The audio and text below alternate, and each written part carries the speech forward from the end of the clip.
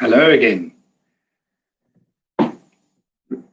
So, chatting again about the same topics, rehashing a few points and some new things as well going forward. Trump's election, um, the election protest being thrown out of the courts. Texas's bid to Supreme Court being thrown out of the court. Well, it's just exactly what we knew was going to happen. You know, you cannot expect the establishment to put itself at risk and in jeopardy without, seriously looking at history and seeing how often dictatorships have just disappeared, kind of, without a fight.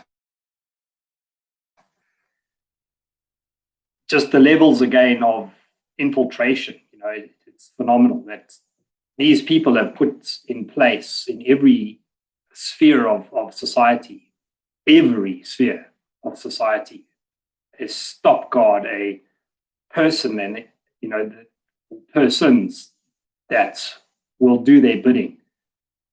If there's anyone that they encounter that doesn't do their bidding at the high levels in the courts, and obviously they lean on them extremely hard. But this is phenomenal stuff. I mean, be that as it may, it's kind of not as phenomenal as it should be in the press and in people's minds, because the noise of this COVID lockdown has been just deafening. The absolute domination of your very life by that has, kind of drowned out so many things, including the sex trafficking of Ghislaine Maxwell and Epstein, which was the tip of the iceberg, mind you. And there's far more sinister things that have been going on with Pizzagate and so on. It's staggering. It's beyond belief. But it is there. And this idea of peaceful kind of resistance is drifting away, slipping out of our hands. That the stopgaps put in constitutions and the firewalls placed in society to stop this type of thing, they've been laughed at by this cabal. Some call it the Illuminati, some call it the Freemasons. They're all in collaboration, as are surface value entities like the corporations, and and they know they hate it. The billion-dollar and trillion-dollar corporations. The Goldman Sachs, the Lehman Brothers, Barclays Bank, HSBC. I mean, you go down to that part of town and you just see the security that they have. Why do they have security at that level? And I mean, I'm talking about, private security on every corner, driving around in little electric golf carts, and so on. Why would they have that? There's no cash on site. Diamonds, gold on site. It's all, electronic interaction with the world, but they're controlling the world. Though that's who's really controlling the world. Are your high streets, economics people, Goldman Sachs, Lehman Brothers, all of them, all of those Wall Street entities. That books were even written about it, how their involvement with which blows apart the idea of communism versus capitalism. That they're enemies, that they're two different opposing views. Whereas the guys at the very top are untouchables. And they funded the Russian Revolution, and they're funding the revolution in America right this minute. The billionaires and the trillionaires. And in fact, they would like further than that, they would like a big population reduction, it seems. And they've done it with this concept of the best enemy money can buy. You know, that was implemented in South Africa. That title, it's a title of a book, by the way, but the best enemy money can buy is how they've operated. In South Africa, the best they could manage was the ANC. Never won a single pitched battle in its life, but was backed and propped up by this phenomenal power of the corporations, who couldn't wait to jump on board with the affirmative action policies that Nelson Mandela supposedly came up with. Meanwhile, it was the corporations, the Oppenheimers, the true privileged class as such. And we still don't have the response because we're not prepared to make the sacrifice. I mean, the right response in America would have been going into the exclusions, the autonomous zone, you know, in Portland or whatever, and fucking mowing them down. Like literally just absolutely put them in their place, which is 6 feet under the ground. You know, and nobody will do that. And this is the problem that we have. So this is going to just get more and more extreme. Until they're banging on their doors, dragging people out of their homes. There's been assassinations and so on about whistleblowers about the election fraud and assassination attempts, and it's bizarre. It's like, it's unbelievable the way the levels to which these people are fighting us, and we're just sitting there like trying to be the little golden boy and not deal with it. A good starting point would then be that autonomous zone. You know,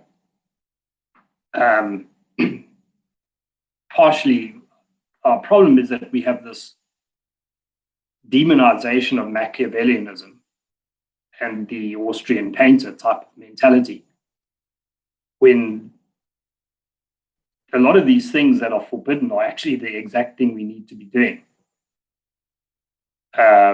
Currently, you're just on a fast track to the most intense form of slavery you can ever imagine. It's already in place in certain respects. Only those who are in certain positions in society will see it. The kind of middle class people will not see it. They're still a little bit comfortable, as are most of the Americans, in fact, that should be going into the autonomous zone and mowing them down. They're still fat and they're still obese and are going to get out of puff, and it's going to be cut to be away from their armchair for that long. Yeah, even though they do a bit of hunting and they have guns and they love Trump and all this cuck. Fundamentally, there is the softness. This is intense softness. It's intense softness. And it's this unwillingness to really fight for what you actually want, Machiavellian style, which is the take no prisoners. You want the result to be that you win in the end. And that's that. We know it's who's good and we know who's evil. We've established that. So now it's down to whether you want to actually fight. All of this has been what's been done with this COVID-19 bullshit and all of that stuff. It's all been achieved through human behavioral sciences. All of it. I mean, it's incredible. The conformity bias is very clear. That conformity testing that they did decades ago, where they worked out that, you know, if everyone in a panel of people is lying, the fifth person, who's the test subject, will concur with that lie.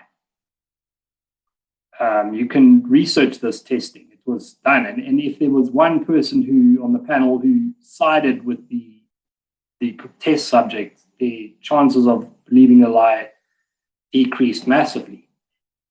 So in the States, you've got 6 news stations that agree with the lie, and maybe Fox kind of disagrees. So even on that front, it's like Fox is still not even really in the same ratios as the conformity bias testing, where they would have typically 4 people and 3 were in on it.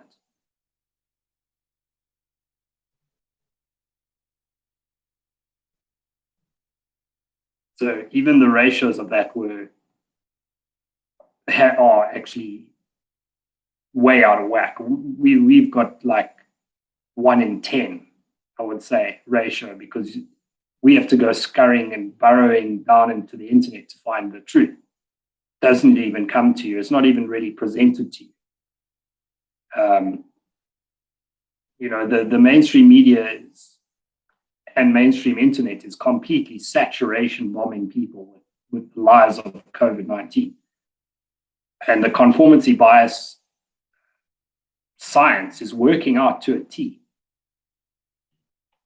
So you really have to look at those things. And also the testing that was done to see how people obeyed authority, where they hooked up guys to an electrode, supposedly, and he's got another guy on the other side that they've grabbed off the street or wherever, and he's going to allocate shocks for every time a person gets the wrong answer.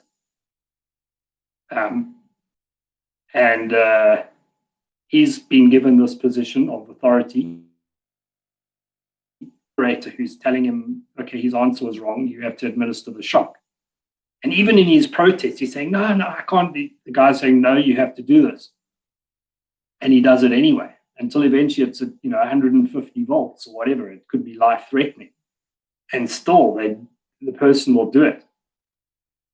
This obedience to perceived authority and actually carrying out the task, even against your will, has been proven.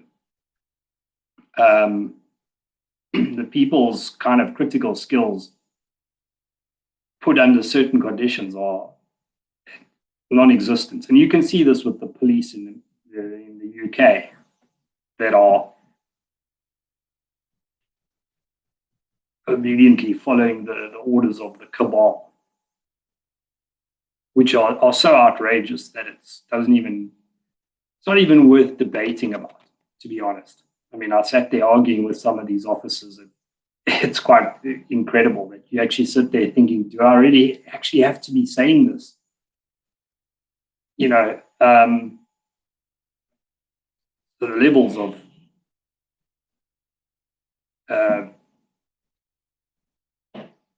conformity bias is incredible, and obedience to authority.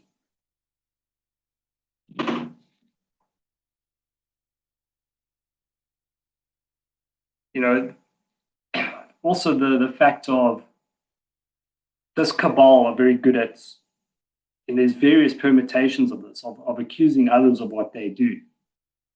The slavery thing is a bit of a classic, where the slave owners' descendants now are the ones standing on the soapbox complaining and pointing the fingers at the horrors of slavery in the colonies and in the British Empire.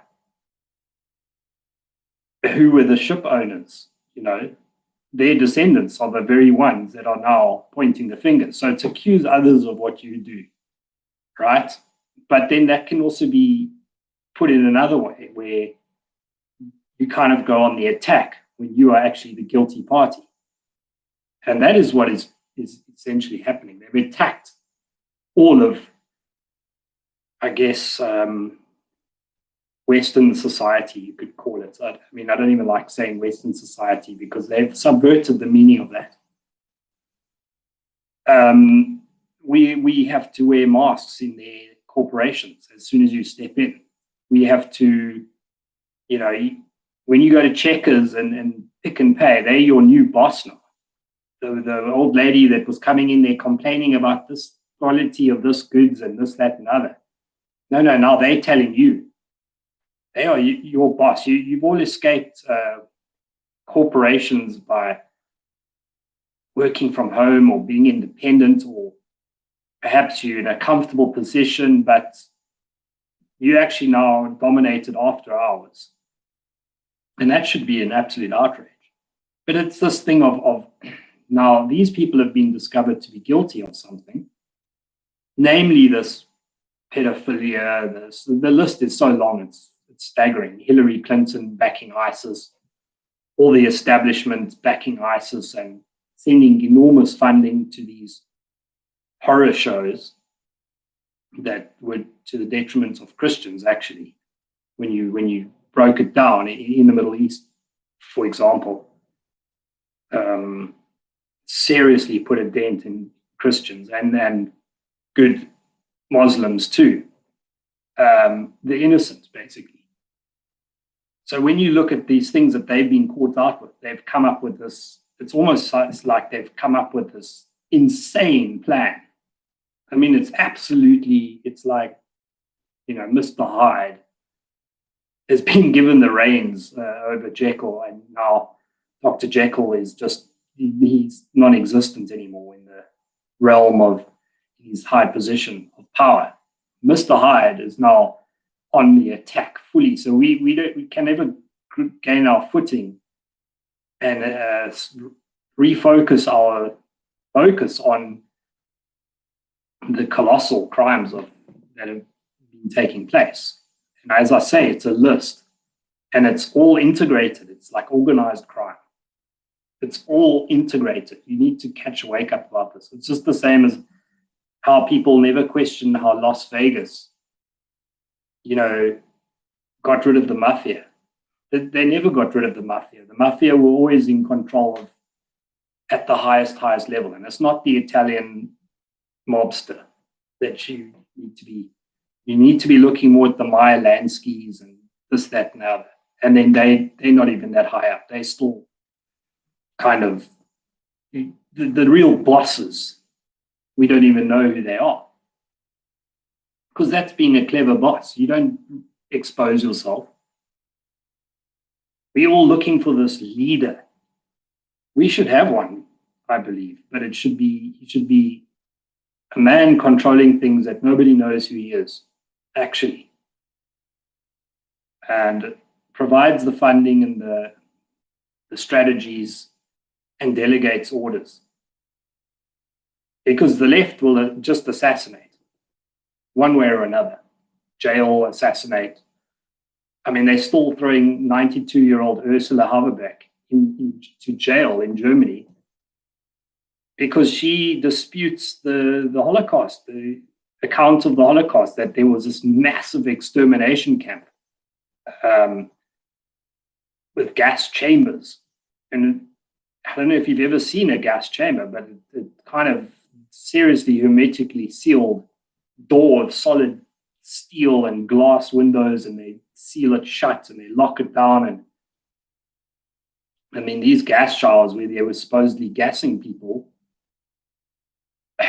they're depicted as like little flimsy wooden doors, and even in the Schindler's List movies. I went to the Holocaust Museum, and a lot of it was using footage from the film of Schindler's List. And there's definitely questions that we're allowed to ask, and I ask, you ask, and they're locking 92-year-olds up.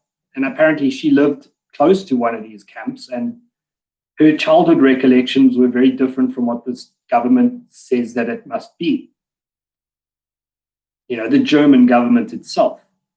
And she's already done a stint of a couple of years in jail, which she was released from and then immediately put on trial for the next string of charges. These people are beyond disgusting. And they take Machiavellianism to a whole other level. While you all sit there and hope and pray. Being a person of faith goes in conjunction with doing actual things to make those things happen. I mean, otherwise the farmer could just park off in his house and pray that the wheat's gonna just grow up, and the crop will be there at the right time of the season, and in fact find its way into the barns, even if possible, or the silos. This whole business of just hoping and praying is just insanity. We can see through the history, the examples of our forefathers, exactly what had to be done. Many examples of what has to be done. And if the Americans are wanting to do this, they can start with the autonomous zone. And attack them exactly where they at their most, where they at their pinnacle. I mean, that autonomous zone, that's just little commie utopia. Communism is never there for what you think it's for. It's always been there just to destroy the Christian person, specifically, especially the white male. That's a special little hatred for that. In fact, that supersedes even the Christian side. They will go for that. If you're not a deviant in some way, they just annihilate that. You can see by the forced immigration, the immigrants' artificial insemination that they've done in Europe. You can see it by the advertising war that's been campaigned in the UK, the huge billboards, glossy billboards showing the miscegenation and so on and so on. It's a war of luxury for the elites, because they just get to torture us. It's the kind of war you wage when you're in such a high position of power that simple logistics of guns and bullets, you're way above that. And it displays the extent to which we are allowing ourselves to be chained by these people. I mean, they're almost goading us. They want us to respond in this way. And we're not doing it, which is very bad. This is the big problem. We're not actually defending ourselves physically. And the best form of defense is attack. And to be a sitting duck and have this undeclared war, the slow boiling frog, I mean, the frog dies, whether it's slow boiled or fast boiled. But they like this undeclared war situation. The cognitive dissonance that they can play around in, where there's gray areas and confusion, is what they thrive on. And things have to become simplified.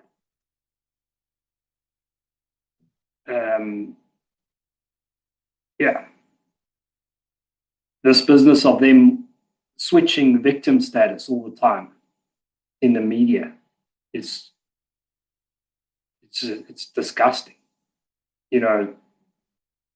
Where the immigrants are the poor downtrodden, the hordes, the illegal immigrants are the poor downtrodden, and the recipients of their vile crimes are just, horrible people, absolute deplorables.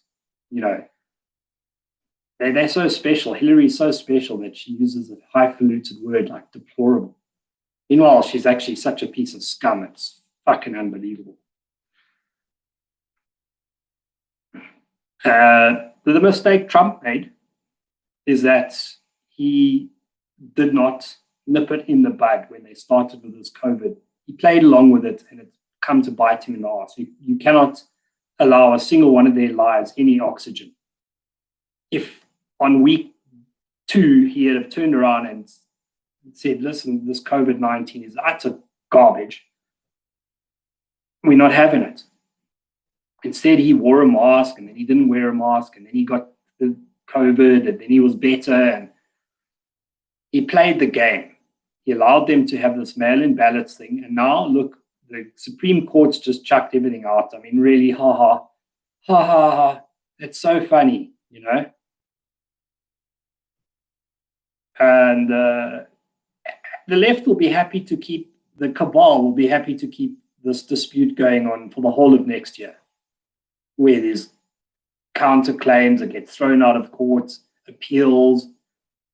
That area, that gray area of tension, they love, because they're not in the cycle that we're in, obviously. You've got to realize that. It's the same as communism. They're not caught up in that communism. They don their gray, boring suit when they come down to inspect the gulag camps. But you don't see their actual life. We never see that. So they're in a safe space. Your Rockefellers, your Oppenheimers, the whole new generation of them, they may pretend to be not, where you had the young Rothschild going on adventuring in the South Pole and things like that. Oh, he's just a man like us, you know. They're masters at and it's their calculated risks, you know. And aside from the fact that many of us would love to be able to do those things anyway. But the bottom line is they're not going to be part of that cycle. And they're quite happy to just toss the chips all over the show and turn the entire table over and wreck everybody's lives. It's a nothing burger for them. And especially if they got nothing to lose, where some of their beloved cousins, nephews, sons have been involved in this incredibly disturbing child trafficking and, you know, worse things than that. You know, if you could take the Pizzagate conspiracy theories and actually say, well, imagine for a minute that it's all 100% real. Then the kind of actions make more sense in terms of this lockdown and this insanity that's going on. They've got nothing to lose. So what's at the end? They could go to jail or face the gallows or whatever it is. They're not going to face those things. And it's go on the attack when you are discovered doing something wrong. It's turning the tables. It's switching the victim status. Now we, the victims, again. You know, it's simple, but it seems to be too complicated for people to grasp. And I'm an advocate for real action, not just in the political sphere. Because you can see what goes on. They just shut down the courts. I mean, what's the court for? It's to investigate, to weigh up. They've just thrown it out. Like, there's no evidence. It's just a load of rubbish. You know, this impossible uptick of the election on Biden's count. You know, statistically, how things pan out in a normal world, it just doesn't happen. But we throwing that out. There's no evidence. Well, that's the whole thing, is you're supposed to investigate whether this is evidence or not. They can't even give it a fraction of oxygen, and they won't. And even if they let you, like, then at the end they just go, oh, well, you know, we win, you lose. they just they say Trump's case lost, and now that's that. So what more do you want to do? All this QAnon and all this bullshit that they're blowing up underground tunnels, and this is why we're in lockdown, and it's hilarious. It's hopium. It's hopium. It's not opium people are getting high on. It's hopium. And you must have hope, but we're looking for it in the wrong places. I'm now in a position where I've never would have thought I'd find myself, where people like Napoleon, an Austrian painter, are actually making sense. And Machiavellianism, I'm starting to wonder, like, is he being unfairly demonized? And how to really fight to win.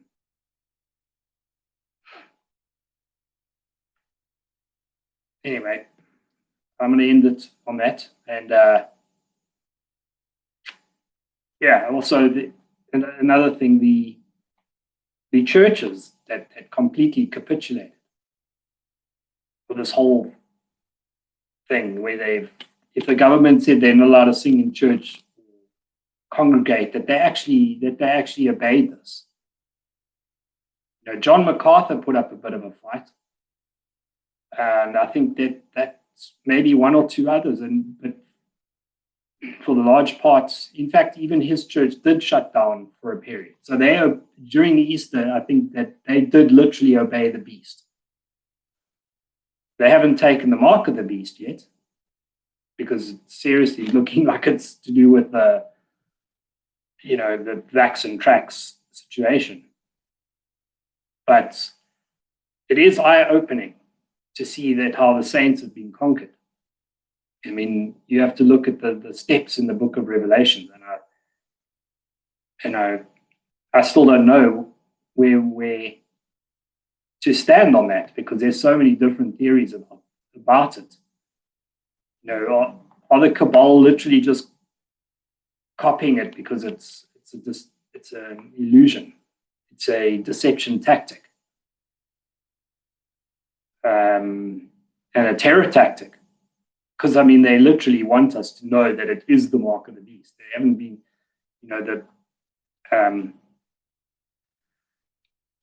the name of the vaccine, ID 2020 060606. It's laughable. The mark of the beast, and the number of his name is 666, but he has 3 6s in the vaccine. That Bill Gates wants to. It's not really even a vaccine. It could be saline with just where they want a nano chip or a nano tattoo, which is invisible to the human eye, so it's not going to offend anybody.